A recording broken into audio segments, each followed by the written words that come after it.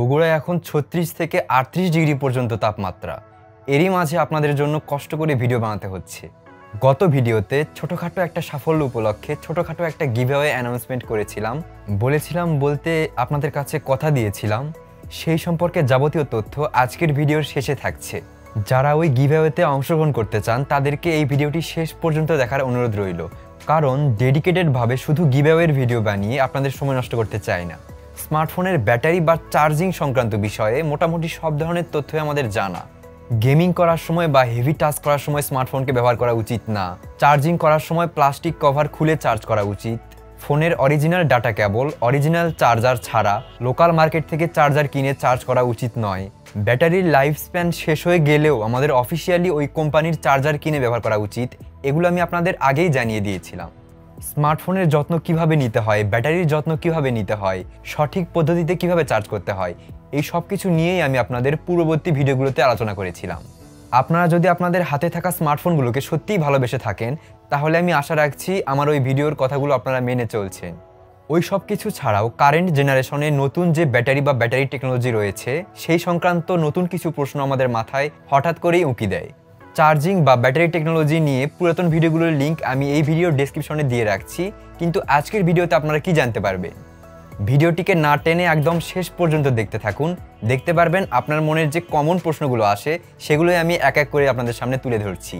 তার আগে বলে নিই, আপনি যদি আমার চ্যানেলের নতুন দর্শক হয়ে থাকেন তাহলে এখনই সাবস্ক্রাইব করে রাখুন, আর পাশে থাকা বেল আইকনটি বাজিয়ে অল সিলেক্ট করে দিতে একদমই ভুলবেন না, কারণ টেকনোলজি বিষয়কে একদম পানির মতো সহজ করে আপনাদের সামনে উপস্থাপন করাটাই আমার প্যাশন। দেখুন, স্মার্টফোন চার্জিং বা ব্যাটারি রিলেটেড এই সকল প্রশ্নগুলো আসার পেছনে সত্যি কিছু যুক্তিসঙ্গত কারণ রয়েছে। গত 5 থেকে 6 বছরে স্মার্টফোনের হার্ডওয়্যার এবং সফটওয়্যার রিলেটেড অনেক ধরনের পরিবর্তন এসেছে, কিন্তু ব্যাটারির ক্ষেত্রে আমরা তেমন একটা উন্নতি দেখছি না। স্পষ্টভাবে বলতে গেলে গত 5 থেকে 6 বছর আগের ব্যাটারি টেকনোলজিকেই এখনও আমরা দেখতে পাচ্ছি। ওই সেই 4000 মিলিঅ্যাম্পিয়ার আওয়ার বা এমএইচ, আর ব্যাটারির ধরনও সেই লিথিয়াম আয়ন বা লিথিয়াম পলিমার। সর্বোচ্চ যে পরিবর্তনটা এসেছে সেটা হচ্ছে ব্যাটারি সাইজ এবং চার্জিং টেকনোলজিতে। 4000 এমএইচ, 5000 এমএইচ, এমনকি 6 থেকে 7000 এমএইচ পর্যন্ত ব্যাটারি এখনকার স্মার্টফোনগুলোতে আমরা দেখতে পাচ্ছি। আর চার্জিং টেকনোলজির মধ্যে রয়েছে fast charging, 10 watt, 18 watt, 33 watt, 65, এমনকি 120 ওয়াট পর্যন্ত। কিন্তু ব্যাটারির ধরন ওই পুরনোই রয়ে গেছে। এ কারণে আমাদের ব্যাটারিকে খুব সাবধানে, খুবই হিসাব করে খরচ করতে হয়। মোদ্দা কথা হচ্ছে, ব্যাটারি হলো টাকার মতো, আয় এবং খরচের ভারসাম্য গোলমাল হয়ে গেলেই ঝামেলা হয়ে যায়। মূলত এই কারণেই ব্যাটারি বা চার্জিং রিলেটেড নানান ধরনের প্রশ্ন আমাদের মনে উকি দেয়। আমার ফোনের ব্যাটারি ভালো আছে তো? ব্যাটারির হেলথ ঠিকঠাক আছে তো? উপরন্তু নতুন যে ফাস্ট চার্জিং টেকনোলজিটা এসেছে, এটা কি আদৌ স্মার্টফোনের ব্যাটারির জন্য সেফ? এটা আপনার ব্যাটারির জীবনকালকে কমিয়ে দিচ্ছে না তো? আপনাদেরকে কোনো ধরনের দ্বিধাদ্বন্দ্বে না ফেলে প্রশ্নটির উত্তর আমি একদম সরল এবং সাবলীল ভাষায় দেব। তার আগে আমাদের ব্যাটারি এবং চার্জিং সংক্রান্ত যেই সব প্রশ্নগুলো মাথায় মাঝে মাঝে উঁকি দেয়, প্রথমে সেই সব সমস্যার সমাধান করা যাক। স্মার্টফোন কেনার পর 100% চার্জ করে তবেই কি আমাদের স্মার্টফোনকে ব্যবহার করা উচিত? সোজা কথায় উত্তর হচ্ছে না, কারণ কোম্পানিগুলো স্মার্টফোন ম্যানুফ্যাকচার করার পর প্রথমে চার্জ করেই আপনার হাতে তুলে দেয়। এজন্যই স্মার্টফোন পারচেস করার পর দেখবেন ফোনের সামান্য কিছু পরিমাণ চার্জ আগে থেকে আছে। একটা প্রশ্ন আপনাদের মাথায় খুব বেশি উকি দেয় যে স্মার্টফোনের ব্যাটারি লাইফ 0% এলে তবেই কি চার্জ করা উচিত? আবার 100% পর্যন্ত চার্জ করা ঠিক কি না?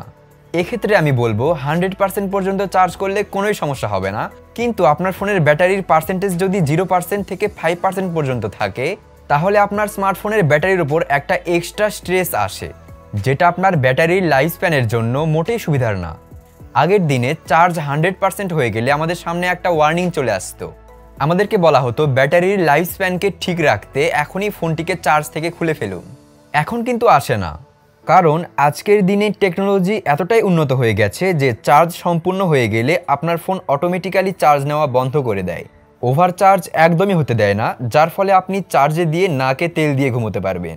এবারে আসা যাক স্মার্টফোনের ব্যাটারি এবং চার্জিং নিয়ে লেটেস্ট টেকনোলজি ফাস্ট চার্জিংকে নিয়ে। একটু ভালোভাবে খেয়াল করলে দেখবেন ফাস্ট চার্জিং করার সময় 0 থেকে 70 বা 80% পর্যন্ত খুব দ্রুত চার্জ হয়। এই পার্সেন্টেজ বিভিন্ন কোম্পানির ক্ষেত্রে কিন্তু বিভিন্ন রকম দেখা যায়, কারণ বিভিন্ন কোম্পানির চার্জিং টেকনোলজিও কিন্তু বিভিন্ন রকম। তো 0 থেকে এই পরিমাণ চার্জ খুবই দ্রুত নিতে দেখা যায়।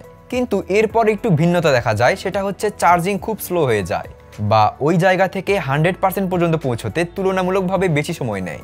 ব্যাপারটা অনেকটাই মাথায় তেল দেওয়ার মতো, কারণ আপনার শুষ্ক মাথায় প্রথমে যখন তেল দিবেন তখন দেখবেন তেলটা কিন্তু আপনার শুষ্ক মস্তিষ্ক খুব দ্রুতই অ্যাবজর্ব করে নিচ্ছে।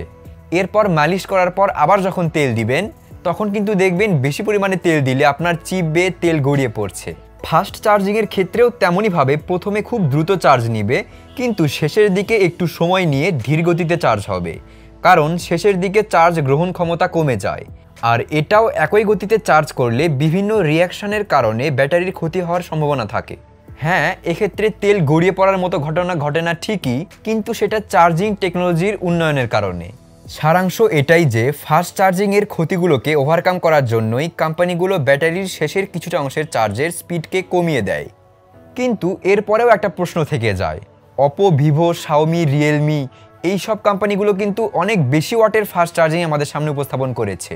অপরদিকে অ্যাপল বা স্যামসাং কিন্তু অতটা বেশি পরিমাণ ওয়াটের চার্জিং আমাদেরকে দিচ্ছে না। কেন তারা 20, 25, 30 ওয়াটেই পড়ে আছে? এর একটা সোজা সাপটা এবং সরল উত্তর আছে। সেটা বুঝতে পারলে আশা রাখি আপনারা ফাস্ট চার্জিংয়ের সুবিধা বা অসুবিধাগুলো সম্পর্কে জলবৎ তরলম জ্ঞান, মানে পানির মতো পরিষ্কার হয়ে যাবেন।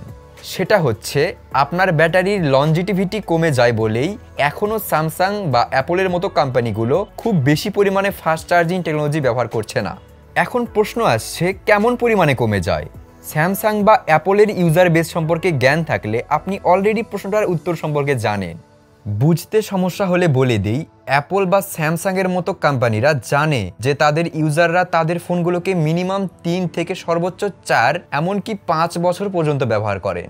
দীর্ঘদিন ব্যবহারেও যেন তাদের ফোনের ব্যাটারির পরিবর্তন করতে না হয়, এজন্যই তারা তাদের স্মার্টফোনে হায়ার ওয়াটের চার্জিং টেকনোলজি ইনক্লুড করেন না।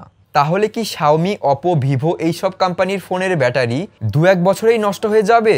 এর সরল কোনো উত্তর নেই, কারণ আপনারা নিজেরাও জানেন যে শাওমি, ভিভো, অপো এইসব ফোনের ইউজাররা বারবার চেঞ্জ করবেন বলেই ফোন কিনে থাকেন। মানে হচ্ছে বেশিরভাগ ব্যবহারকারী 2-3 বছরের বেশি ব্যবহার করার টার্গেট নিয়ে এসব ফোন কেনেন না। সব শেষে আপনাদের একটা মিথ ক্লিয়ার করা জরুরি, সেটা হচ্ছে ফাস্ট চার্জিংয়ের কারণে আপনার ফোনের ব্যাটারি কি ব্লাস্ট হতে পারে? গবেষকরা বলেছেন ব্যাটারির কাঠামোগত কোনো সমস্যা না থাকলে ব্যাটারি বা স্মার্টফোন কোনোভাবেই ব্লাস্ট হয় না। অর্থাৎ ডিজাইনগত কোনো সমস্যা যদি না থাকে তাহলে শুধুমাত্র ফাস্ট চার্জিংয়ের জন্য কখনোই আপনার ফোন ব্লাস্ট হবে না। বলা যায় ব্লাস্ট হওয়ার কোনো সম্ভাবনাই নেই। আজকের ভিডিওটি মনোযোগ দিয়ে যদি শুরু থেকে শেষ পর্যন্ত দেখেন তাহলে আমি আশা রাখি স্মার্টফোনের ব্যাটারি বা চার্জিং রিলেটেড কোনো ধরনের সমস্যা আপনাদের মনে আর থাকবে না। এরপরেও যদি কোনো ধরনের প্রশ্ন থেকে থাকে তাহলে কমেন্ট বক্সে আপনি অবশ্যই লিখে আমাদেরকে জানিয়ে দেবেন, আমি খুব দ্রুত রিপ্লাই দেওয়ার চেষ্টা করব। ভিডিওটি যদি আপনাদের ভালো লেগে থাকে বা যদি আপনাদের উপকারে আসবে বলে মনে হয় তাহলে অবশ্যই ভিডিওটিতে একটি লাইক করে দিন। আর সাবস্ক্রাইব করা না থাকলে এখনই সাবস্ক্রাইব করে পাশে থাকা বেল আইকনটি বাজিয়ে অল সিলেক্ট করে দিন। যদি আপনি টেকনোলজি রিলেটেড এমনই ইনফরমেটিভ এবং ভিন্ন ধরনের ভিডিও প্রতিনিয়ত দেখতে চান।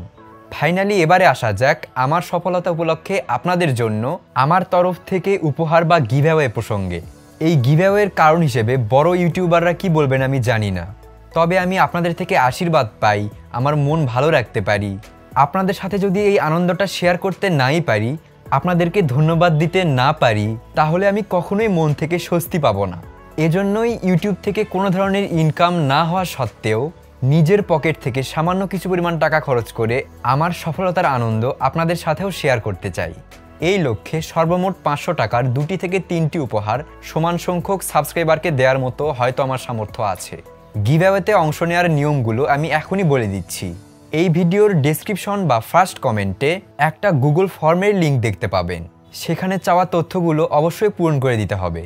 এই গিভঅ্যাওয়ের রেজাল্ট কবে, কখন, কোথায় পাবলিশ করা হবে সেটা আমি পরবর্তী ভিডিওতেই আপনাদের জানিয়ে দেব। কালকে আপনাদের সাথে নতুন ভিডিওতে দেখা হচ্ছে। ততক্ষণ পর্যন্ত ভালো থাকবেন এবং ভালো রাখবেন। বাংলাদেশ চিরজীবী হোক। যদি আপনি টেকনোলজি রিলেটেড এমনই ইনফরমেটিভ ভিডিও, যদি আপনি টেকনোলজি